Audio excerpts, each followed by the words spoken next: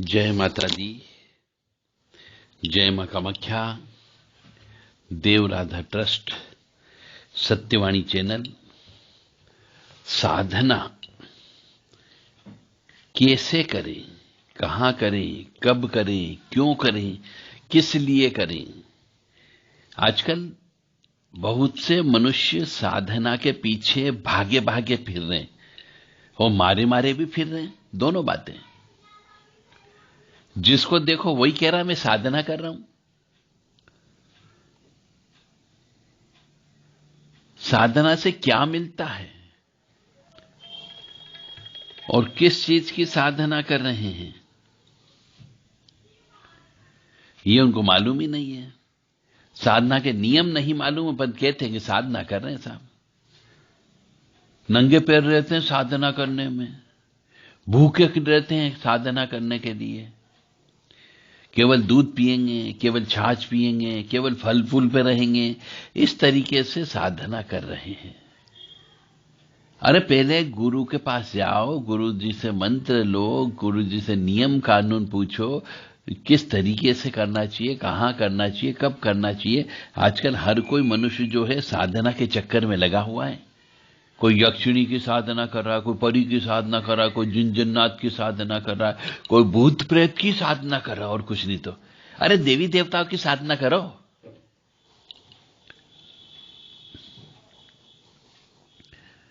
तो साधना का अर्थ क्या, साधना की विधि क्या, साधना के नियम क्या?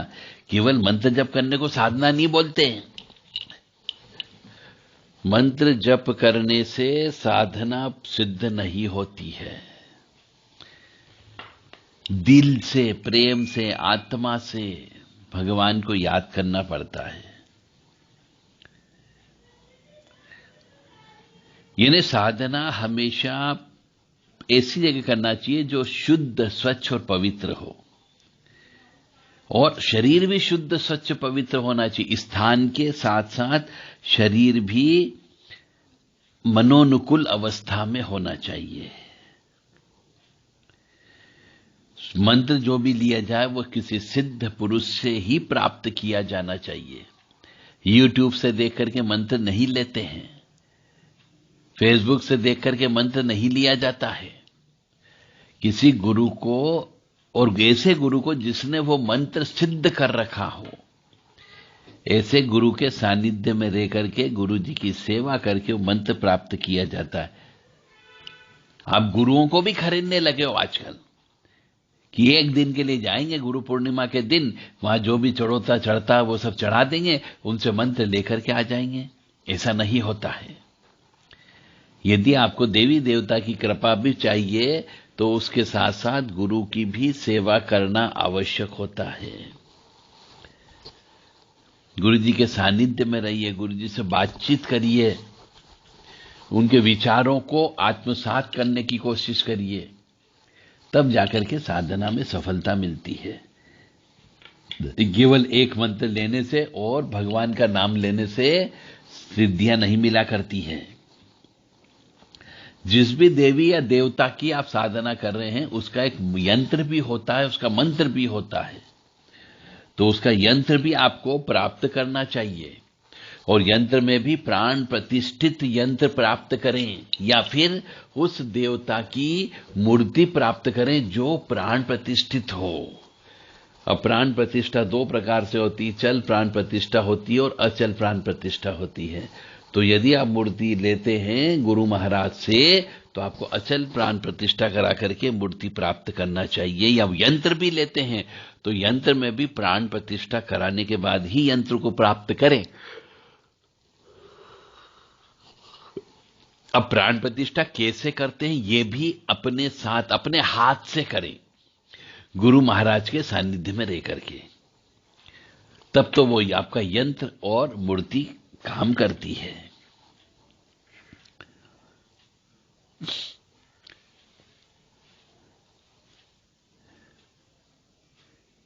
यदि आप साधना करते हैं तो साधना के दौरान जो भी आपको अनुभव होता है वो सिर्फ गुरु से ही शेयर करना चाहिए।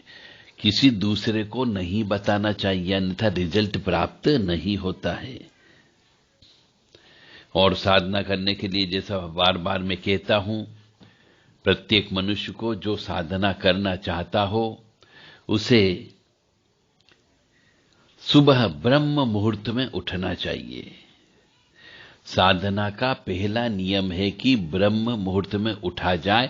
यदि आप देवी कृपा प्राप्त करना चाहते हो, ईश्वरी शक्ति प्राप्त करना चाहते हो, तो आपको नियम पूर्वक हमेशा ब्रह्म मुहूर्त में उठ करके अपना बिस्तर छोड़ देना चाहिए। तो ही आप देवी जी की या देवता की या इष्ट देवता की कृपा प्राप्त कर पाएंगे। और यदि आप ऐसा नहीं कर पाते हैं तो मान करके चलें, आपको साधना में सफलता कभी भी नहीं मिल सकती। यदि आप सूर्य उदय होने के बाद में उठते हो, सूर्य उदय होने के बाद में बिस्तर छोड़ते हो, तो आपको साधना कभी सिद्धियां मिलेगी ही नहीं। चाहे कोई, आजकल तो लोग बाग कहते हैं लाओ इतने पैसे लेके आ जाओ या सिद्धि लेकर के चले जाओ। अरे सिद्धियां दुकान पे नहीं बिकती है, सिद्धियों को मेहनत से जागृत करना पड़ता है। हर किसी का मनुष्य सिद्धि झेलने लायक नहीं होता है, तो उसको शरीर को वैसा बनाना पड़ता है, शुद्ध स्वच्छ पवित्र बनाना पड़ता है। उसके लिए ब्रह्म मुहूर्त में उठना पड़ता है। और ब्रह्म मुहूर्त में उठने के बाद में स्नान ध्यान करके अपने इष्ट देवता का ध्यान करना पड़ता है और फिर मंत्र जप करना होते हैं। तो जो मूर्ति है या जिसकी भी आप साधना करना चाह रहे हैं, उसका यंत्र है, उसकी प्राण प्रतिष्ठा करवाएं। प्राण प्रतिष्ठा करने के बाद आपको रोजाना ब्रह्म मुहूर्त में उठ करके पूजन अर्चन करना है। पंचोपचार पूजन तो करना ही करना चाहिए, जिसके अंदर कुमकुम, अक्षत, पुष्प, प्रसाद ये सब चढ़ाना चाहिए। और फिर एक बार संकल्प लेकर के साधना में प्रवृत्त हो जाना चाहिए। गणपति जी का पूजन करना चाहिए, गुरु जी का ध्यान करना चाहिए। उसके बाद में रोजाना जो है साधना करें। जितना हो सके आरामदायक अवस्था में बैठ करके आसानी से बिना कष्ट के आपको जप करना है। अब जप के दौरान यदि भूख लगाती हो तो आपको कुछ ग्रहण भी कर सकते हैं। यह कहीं पे नहीं है कि खाली पेट ही आप जप तप करेंगे। आपको समय पर यदि भूख लग जाती हो तो आप आहार ले सकते हैं, दूध पी सकते हैं, फलाहार खा सकते हैं या नाश्ता भी कर सकते हैं। क्योंकि शरीर है तो ही आप जप कर पाओगे, शरीर स्वस्थ रहेगा तो ही आप हवन कर पाओगे।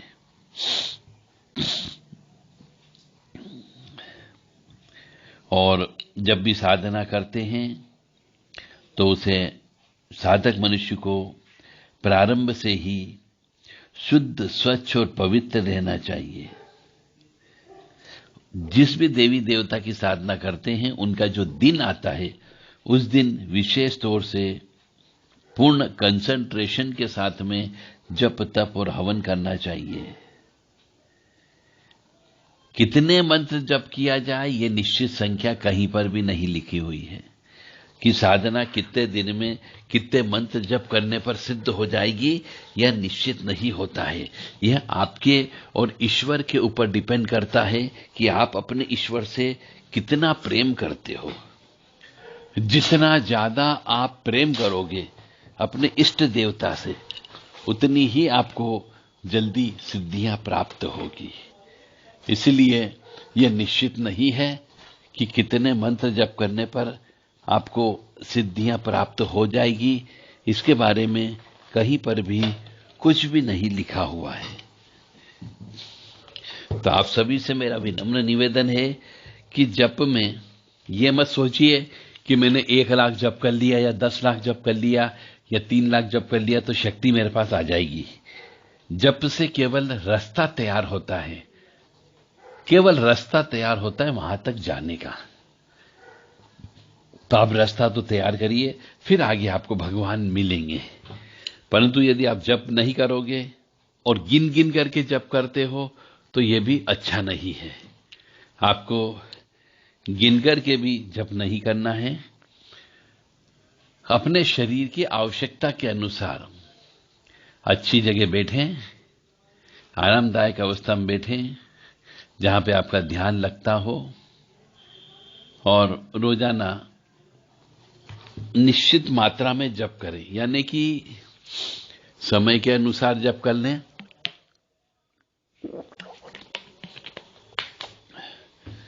जप करने के बाद में दशांश हवन अवश्य करना है। स्त्री, यदि कोई स्त्री संकल्प लेकर के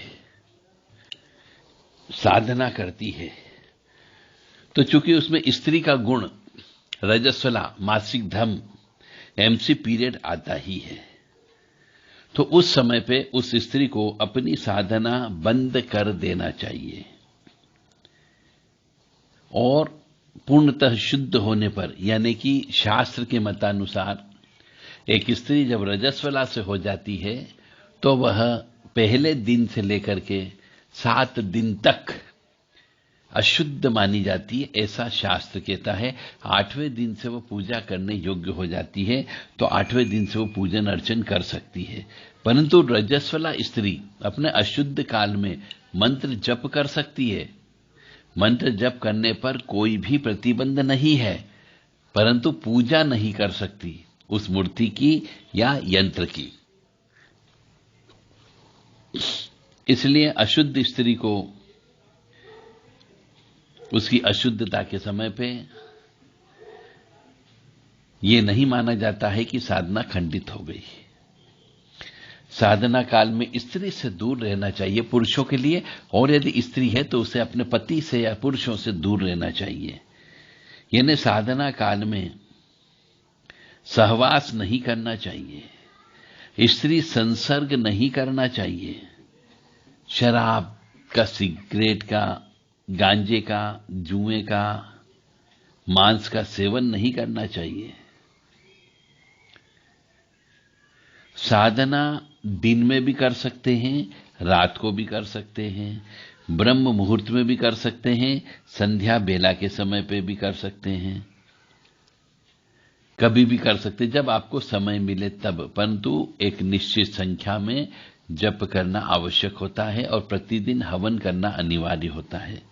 आसन उनका ले सकते हैं, कुछ का ले सकते हैं, तो जिससे कि अपनी ऊर्जा कहीं इधर उधर न जाए, इसके लिए आपको आसन का प्रयोग अवश्य करें।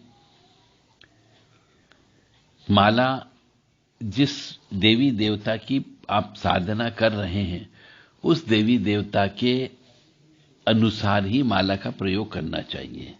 जैसे श्री हरि विष्णु जी की साधना करते हो तो आपको तुलसी माला का प्रयोग करते हैं, तो भोलेनाथ की साधना करते हैं या काली मां की साधना करते हैं तो रुद्राक्ष की माला का प्रयोग करना चाहिए।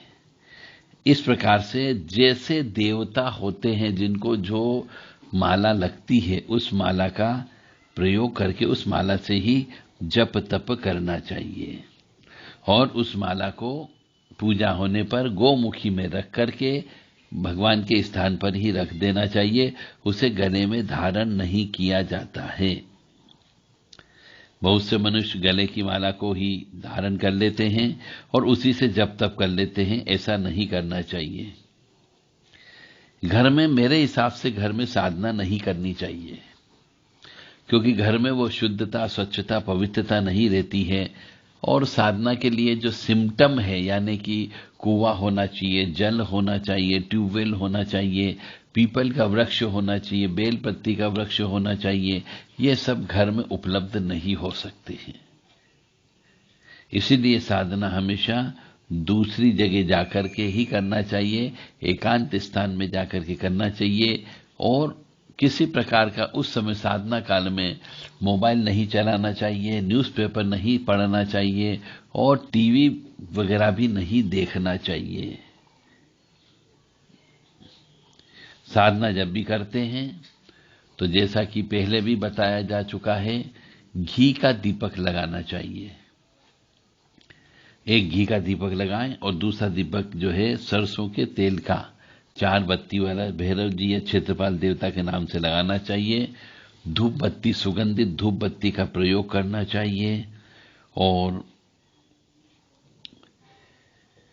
जिसका भी आप जप करें, जिस भी देवी का या देवता का, उसका ध्यान मंत्र अवश्य बोलें। जप फिर जप मंत्र बोलना चाहिए। और कोई भी ऐसा कार्य न लें जो बहुत जटिल हो। हमेशा देवी देवता सहजता से, प्रेम से बहुत जल्दी प्रसन्न होते हैं।